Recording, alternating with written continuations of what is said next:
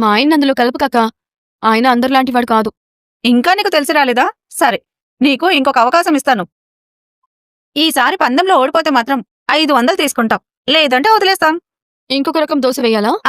కాకరకాయ దోశ వేయాలి, పైన మెంతులు చల్లాలి. అప్పుడు మెచ్చుకోవడం కాదు, జీవితంలో వంట చేయొద్దని దండం పెడతాడు. మరేం చెయ్యాలి? ఇప్పుడు మీ ఆయనకు ఫోన్ చేసి పొద్దున తిన్న బీట్రూట్ దోశ ఎలా ఉంది అని అడుగు. ఏం చెప్తాడో విందాం. మెచ్చుకుంటే నీ 500 నీకే. చెయ్యి మీనా, నీ నమ్మకం ఎందుకు కాదనాలి?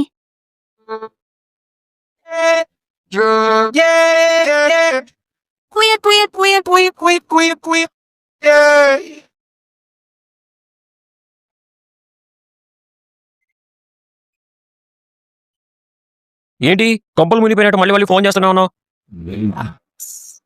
బాలు కూడా మన ఆయనలాగే. అవును, పొద్దున్న కొత్త రకం టిఫిన్ చేశాను కదా, అది ఎలా ఉందో అడుగుదామని. ఏంటి దీనికోసం కాల్ చేసావా? నేను డ్రైవింగ్ లో ఉన్నప్పుడు ఇలాంటి పనికి మళ్ళీ వాటి కోసం ఫోన్ చేద్దాం తెలియదు నీకు? ఫోన్ పెట్టు, కస్టమర్ ఉన్నారు.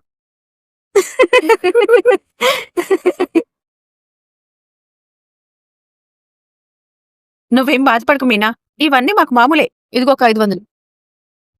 నమస్తే అన్నా. ఉమ్, షేరా, మంచి కస్టమర్ దొరికినట్టున్నాడు. కస్టమర్ ఏమో గానీ కష్టపడితే వెళ్ళాల్సి వచ్చిందిరా. దారిలో విసిగించాడా? దారులు విసిగించాయి. రోడ్ అంతా గుంతలే. ఆ రోడ్లో 4-5 సార్లు వెళ్ళామంటే మన కారు షెడ్యూకి పంపించాల్సిందేరా. తప్పదు, చూసుకుని వెళ్ళాలి. ఆకలిగా ఉంది, భోజనం. అవునరా, కడుపులో ఎరగలు పరిగెడుతున్నాయి, త్వరగా తినాలి.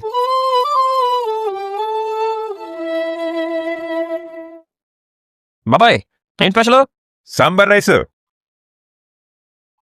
మా షీలా డార్లింగ్ ఎప్పుడో మాట చెప్తుంటుందిరా, మనిషి అనేవాడు తను తినే తిండి తనే స్వయంగా సంపాదించుకోవాలి, తన నమ్ముకుని వచ్చిన వాళ్ళని పస్తులుంచకూడదు అని. నిజమే కదా మరి, పెద్దవాళ్ళు ఏది ఊరికే చెప్పర్రా, అన్ని అనుభవంతోనే చెప్తారు.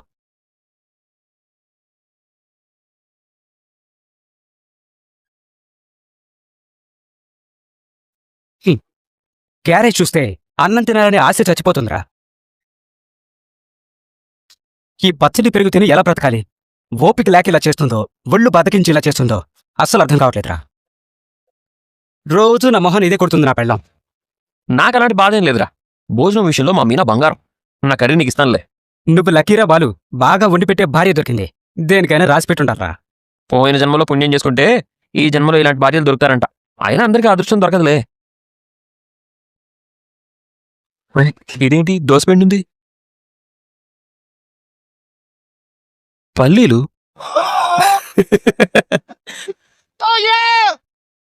పచ్చిమిర్చి.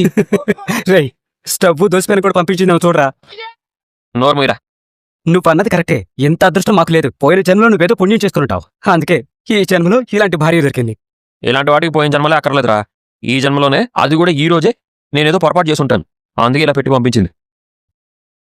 ఎందుకు ఇలా పెట్టుంటుంది? ఈ రోజు మీనాకి నీకు ఏదైనా గొడవైందా? అవన్నీ పెళ్ళైన కొత్తలోనేరా. ఇప్పుడు మేమిద్దరం చాలా బాగున్నాం. ఏమో, నీకెప్పుడు కోపం వస్తుందో, ఎప్పుడు ప్రేమ వస్తుందో ఎవరికి తెలుసు. రై, మీనా విషయంలో కోపం ఎప్పటికీ రాదు. నేను కోపడేలా తను ఏ పని చేయదు, నాకు ఆ నమ్మకం ఉంది. అలా కాదు గాని, ఉదయం నుంచి మీ ఇద్దరి మధ్య జరిగినవన్నీ ఒకసారి గుర్తు చేసుకో. ఏముంది, ఉదయం లేచాను, టిఫిన్ పెట్టింది, తిన్నాను, రేపు పొద్దున వచ్చేసాను. ఇంకా గుర్తు చేసుకో. నేను దారిలో ఉన్నప్పుడు ఒకసారి ఫోన్ చేసి ఉదయం టిఫిన్ ఎలా ఉంది అని అడిగింది. అది అడగడానికి ఫోన్ చేసావా, అదేమన్నా పెద్ద విషయమా అంటూ తిట్టేసి ఫోన్ పెట్టేశాను. ఎంత పని చేసావురా. ఇదేరా నువ్వు చేసిన తప్పు. నేనేం చేశాను రా? నీకు తెలీదా? అదేదో అంటారే సైకాలజీ. లేడీస్ సైకాలజీ అర్థం చేసుకోవాలరా మనం. ఏంటంటా సైకాలజీ? వాళ్ళు మన కోసం ఏదైనా ప్రేమగా చేసి పెట్టినప్పుడు అది ఎలా ఉన్నా చాలా బాగుందని మెచ్చుకోవాలి. మన కొట్టించాక మనం తినేటప్పుడు ఏం చెప్తామని వాళ్ళు ఎదురు చూస్తూ ఉంటారు. అది నువ్వు అర్థం చేసుకోవాలి. రే, అదేమన్నా కొత్త విషయమా? రోజు ఉండేదే కదా, ప్రతిరోజు ఏం చెప్తాం? ప్రతిరోజు చెప్పాలి, ప్రతి పూట చెప్పాలి, అప్పుడే వాళ్ళకి తృప్తిగా ఉంటుంది. నువ్వలా చెప్పకపోగా నీకు ఫోన్ చేసి అడిగినా కూడా నువ్వు సరిగ్గా పట్టించుకోలేదు. ఆ కోపమే ఈ క్యారేజ్ రూపంలో బయటపడింది. రే, మనం వంట గురించి బాగుందని ఒక్క మాట చెప్పనందుకు ఇంత రియాక్షన్ ఉంటుందా? అవునరా, ఈ రోజు నువ్వు ఇంటికి వెళ్తావుగా, వెళ్ళు. ఈ రాత్రి నీకు కాళరాత్రే. ఆడవాళ్ళకి ఆస్తులు అంతస్తుల కంటే పోగొట్టలే ముఖ్యం. సారీరా బాలు. రే, నువ్వు ఇలా చెప్తుంటే నాకు ఇంటికి వెళ్ళాలంటే భయం వేస్తుందిరా. నిజంగా ఇదంతా సీరియస్ మ్యాటరా? నీకే తెలుస్తుందిగా, వెళ్ళు. ఆ గాయం మానాలంటే ఏం చేయాలి? తనకిష్టమైందేంటో తెలుసుకుని తీసుకెళ్ళి ఇవ్వాలి. సర్ప్రైజ్ అని చెప్పాలి. అప్పుడు ఆ బాధను మర్చిపోయి నువ్విచ్చిన సర్ప్రైజ్తో సంబరపడిపోతారు. మన మీదున్న మంట తగ్గించి వంట మొదలుపెట్టారు. ఇక అంతా నీ చేతుల్లో ఉంది. మీనాని ఎలా ఇచ్చేయాలో నువ్వే ఆలోచించుకో. నాకు ఐడియా వచ్చిందిరా, నేను బయలుదేరతా.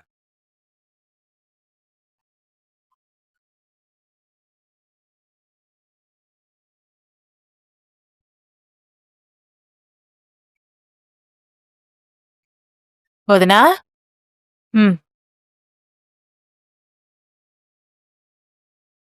నిన్న ఈ మధ్య చూస్తుంటే జాలేస్తోంది వదినా, కానీ ఏమీ చేయలేకపోతున్నాను. నాకు కూడా ఏం చేయాలో అర్థం కావట్లేదు కామాక్షి. పిచ్చెక్కిపోతోంది. మళ్ళీ కొత్తగా ఏమైందేంటి? ఏమో, ఆ మనోజ్ గాడేమో 7 రంగుల చొక్కాలు పట్టుకుని తిరుగుతున్నాడు. ఆ బాలుగాడేమో ఉండి తీసుకొచ్చి పెట్టాడు. రోహిణి వాళ్ళ నాన్నేమో జైల్లోంచి బయటికి రాలేదు. ఆ రవిగాడి పెళ్ళాం నన్ను అస్సలు పట్టించుకోవడం లేదు. ఆ రవిగాడైనా అప్పుడప్పుడు నా మాట వినేవాడు. ఇప్పుడు వాడు నా మాటే వినడం లేదు. ఇక పూలు పుట్టే దాని గురించి అంటావా? చెప్పాల్సిన అవసరమే లేదు. అది సంపాదించటం మొదలుపెట్టిన దగ్గర నుంచి నన్ను చీపిరి పుల్లని తీసినట్టు తీసి పారేస్తోంది. ఇంట్లో అందరూ ఏదో ఒకటి చేస్తూనే ఉన్నారు. నాకక్కడ ఉండాలని అనిపించట్లేదు.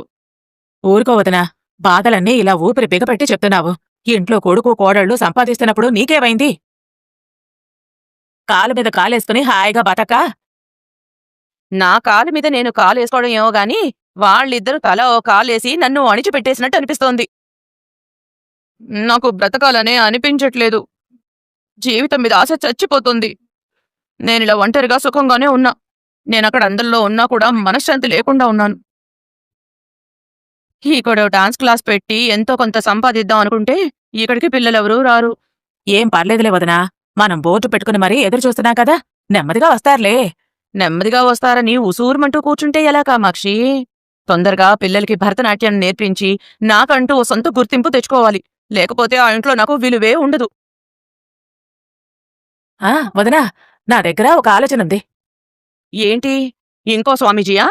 కాదొదినా, ఈ సిమ్ కార్డు కొంటే మొదటి 3 నెలలు ఫ్రీ అని చెప్పి తర్వాత దాని రేట్లు పెంచేస్తారు కదా, అలాగే మనం కూడా ఒక పని చేద్దాం. ఏం చేద్దాం? మొదటి నెల డాన్స్ నేర్చుకున్న వాళ్ళకి ఫ్రీ అని ప్రచారం చేద్దాం. రూపాయి ఆదాయం లేకుండా నెలంతా ఫ్రీగా చెప్పడం అంటే కష్టం కదా కామాక్షి. ఆ మాత్రం ఆలోచించకుండా ఉంటారా? ఈ భరతనాట్యం నేర్చుకునే వాళ్ళందరూ ఒకే రకమైన బట్టలు వేసుకుంటారు కదా, దాన్ని మనం బయట తక్కువ ధరకు తీసుకొచ్చి వీళ్ళందరికీ ఎక్కువ ధరకే అమ్మేద్దాం. పాఠాలు ఫ్రీగా చెప్పినట్టుంటుంది, ఆ డ్రెస్సులమ్మి మన డబ్బులు సంపాదించుకోవచ్చు. ఎలా ఉంది ఐడియా? అబ్బా, భలే ఉంది కామాక్షి. నీకిలాంటి ఐడియాలు వస్తాయని నేను నీ దగ్గరికి వస్తాను. ఉండు, ఈరోజు మంచి రోజో కాదో చూద్దాం.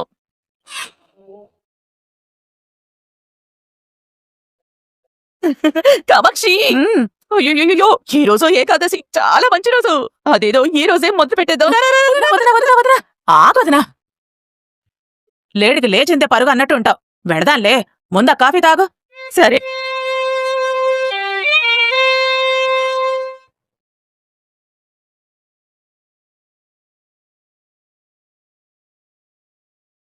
చెప్పండి మేడం. 7 ఏళ్ల బాబుకి బట్టలు కొనాలి. రండి మేడం, చూపిస్తాను. ఏ రేంజ్ లో కావాలి మేడం? ఒక 5000 లో చూపించండి. Okay madam.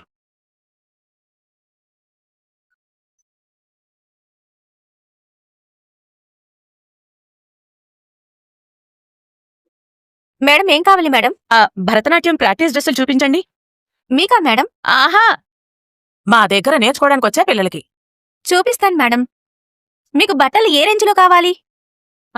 బాగా తక్కువ ధరలు చూపించండి. ఇదిగోండి, ధర తక్కువ మన్నిక ఎక్కువ అలా ఉంటాయి కదా, అలాంటివి చూపించండి. అలాగే మేడం, రండి. పదోదినా చూద్దాం. మేడం ఇది కొత్త మోడల్ మేడం, ఒక బాగుంటుంది. నిమిషం.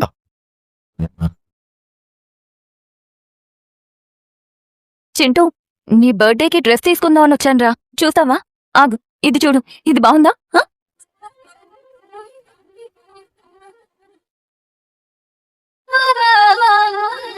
ఈ డ్రెస్ బాగుందా? 2 బాగున్నాయమ్మా. ఈ డ్రెస్ మా అమ్మ ఇష్టమే నా ఇష్టం. నీకేం నచ్చిందో చెప్పు నాన్న. నీకేం నచ్చిందో చెప్పమ్మా. నిజంగానే నాన్న? అవునమ్మా, నీకేది నచ్చితే అది తీసుకురా. సరే. ఇంకొకటి చూపించండి. ఏంటి కామాక్షి, ఇంత ఖరీదున్నాయి? మనం కొనే టైంలో 100కో 200కో వచ్చాయి కదా. నువ్వు భూమి పుట్టక ముందు పుట్టి ఆ రేట్లు ఇప్పుడు కావాలంటే ఎలా? రేట్ ఎంత ఉంటే మాత్రం ఏంటి, మన పిల్లల దగ్గర వసూలు చేస్తాం కదా. అంతే అంటావా? కనీసం 500 నుంచి 1000 దాకా లాభం ఉండేలా చూద్దాం. నిన్ను నమ్మి కొంటున్నాను. రేపు ఎవరూ రాకపోతే ఇదంతా లాసే చూడు మరి. నువ్వలా అస్సలు ఆలోచించుకో. ప్రభావతి నాట్య కళా కేంద్రం అంటే రాబోయే రోజుల్లో ఏ స్థాయికి వెళుతుందో చూడు. స్థాయి గురించి కాదు, ముందు ఖర్చుల మందం వస్తే చాలు. వస్తాయి వదినా, నువ్వు కొని. ఇవి బిల్ వేకిస్తారా అండి? Okay madam. ఇది కూడా.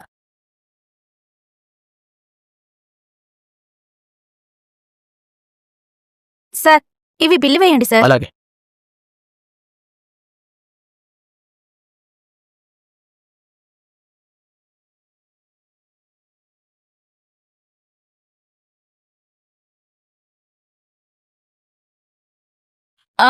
అత్తయ్య, మీరేంటిక్కడ? మీ అత్తయ్య పిల్లల జీవితాలతో ఆడుకోబోతుంది కదమ్మాయి. కామాక్షి, పిల్లల జీవితాల్ని తీర్చిదిద్దబోతున్నాను. భరతనాట్యం నేర్పిస్తున్నాను కదమ్మా. పిల్లలకి డ్రెస్సులు తీసుకుందామని వచ్చాను.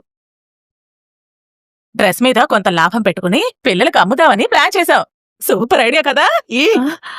తనేమన్నా అడిగిందా? ఆహా, నీ తెలివితేటలు తెలియాలి కదా వదినా. నోరు ముయ్. నువ్వేంటమ్మా ఇలా వచ్చావు? డ్రెస్ తీసుకోవడానికి వచ్చాను. నీకా? నాకు నా క్లయింట్కి. నీ దగ్గర మేకప్ చేయించుకునేవాళ్ళకా? అవునత్తయ్య, నా సెలక్షన్ బాగుంటుందని వాళ్ళు నన్నే కొనమంటారు. అందుకే కదా నువ్వు నా మనోజ్ని సెలెక్ట్ చేసుకున్నావు. రోహిణి చెప్తోంది బట్టల గురించి. నేను భర్త గురించి చెప్పాను. నాలాంటి మంచి అత్త విషయంలో కూడా రోహిణి సెలెక్షన్ సూపర్ కదా. అది తలుచుకునే బాధపడుతున్నాంలేండి. పాపం, లోపల రోహిణి ఎన్ని తిట్టుకుంటోందో. మేడం, మీ కొడుకు చాలా మంచి బట్టలు తీసుకున్నారు, చాలా బాగున్నాయి.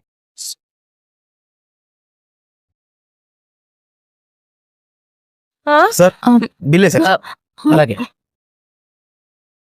ఇదిగో అబ్బాయి, నా కోడలికి అసలు పిల్లలే లేరు, కొడుకుంటావేంటి? తనేదో పొరపాటున అన్నానులేండి, మీరు వెళ్ళండి. Okay madam. బిల్ ఎంత అయిందండి? 10,000 అయింది మేడం. 10,000? అంటే వాళ్ళు డబ్బున్న వాళ్ళతయ్యా, ఎప్పుడూ ఇలాగే కొంటారు. ఓహో, మీకెంతయిందో చెప్పండి, నేనే పే చేస్తాను. పర్లేదమ్మా. మీ అత్తయ్య రోహిణి ఇస్తానంటుందిగా. కోడల దగ్గర మొహమాట పడితే మా బంధానికి అర్థం ఉండదు. అసలే డబ్బులు లేవు, అనవసరంగా ఈవిడి కంట్లో పడ్డాను. బిజినెస్ బాగా జరుగుతున్నట్టుంది రోహిణి. డబ్బులకు వెనకాటం లేదు. మీ నాన్న జైలు నుంచి రాలేదన్న బాధ కూడా కనిపించడం లేదే. నీకు పిల్లలు లేరని రోజు ఏడుస్తూ కూర్చున్నావా ఏంటి? పిల్లలకి ఖర్చుకి సంబంధం ఏమైనా ఉందా అత్తయ్యా? ఖర్చులకి జైల్లో ఉన్న మీ నాన్నకి సంబంధం ఏమైనా ఉందా మరి? వదినా, నాకు ఆకలేస్తోంది. నన్ను తినడం ఆపితే బయటకెళ్ళి భోం చేద్దాం. పక్కన ఒక మంచి హోటల్ ఉంది, వెళ్ళి తిందామా? అక్కడ రేట్లు ఎక్కువేమో అమ్మాయి.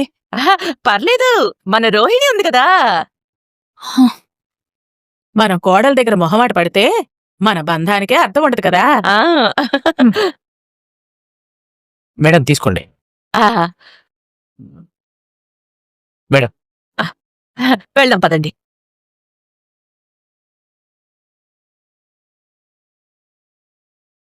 మీనా, మీనా, మీనా,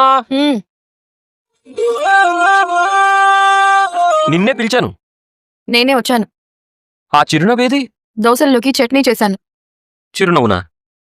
చింతపండుతో పాటు చిరునవ్వు కూడా రుబ్బేశాను. ప్రేమగా పలకరిస్తావు కదా, ఆ పలకరింపేది? పులకరించేవాళ్లు లేరని పూలతో పాటు అమ్మేశాను. ఏమైంది నీకు? తెలివైంది. నీ తెలివి తెల్లారినట్టుంది. ఇదిగో నా క్యారేజ్.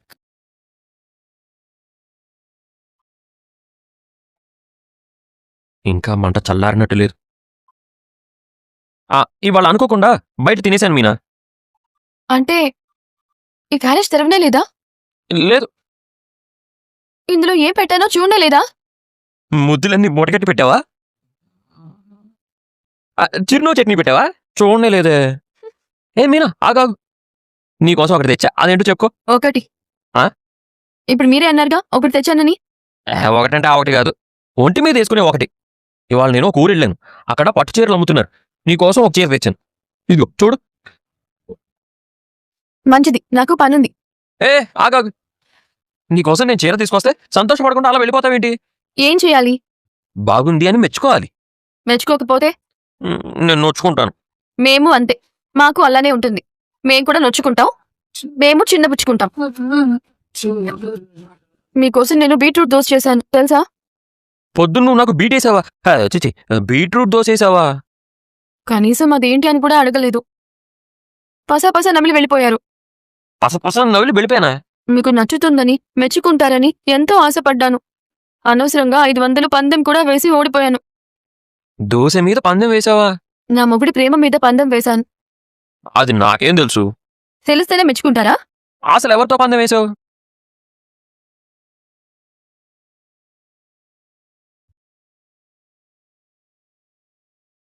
మిమ్మల్ని నమ్మినందుకు 500 నష్టం నాకు. ఇది మరీ బాగుందే. ఈ చీర కొనేటప్పుడు ఆ షాపోడు ఏమన్నాడు తెలుసా? మీరెంత కష్టపడి సెలెక్ట్ చేసినా ఇది ఇంట్లో ఉన్న లేడీస్కి నచ్చదు, ఏదో ఒక వంక పెడతారు చూడండి అన్నాడు. అలాగని మా ఆవిడికి నచ్చుతుంది అని నేను బెట్టుకట్టానా? డబ్బు విషయం పక్కన పెట్టండి, కనీసం మెచ్చుకున్నారా? బాగుంది. నువ్వు వేడి నీళ్లు పెట్టించినా టేస్ట్ బాగుంటుంది. వద్దులేండి, మరీ అంత పొగిడితే ఆనందంతో మురిసి ముక్కలైపోతాను. మీనా మీనా మీనా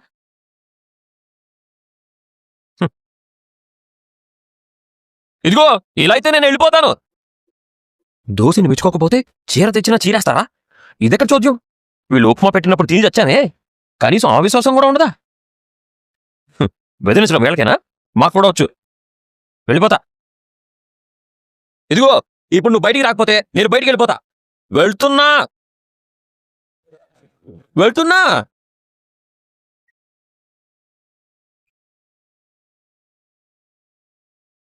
వెళ్ళావా?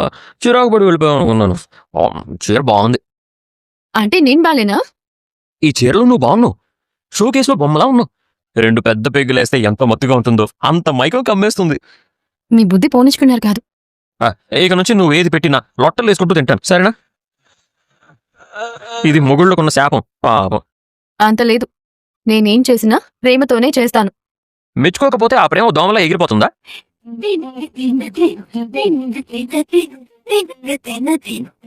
అమ్మ ఇప్పుడే రావాలి.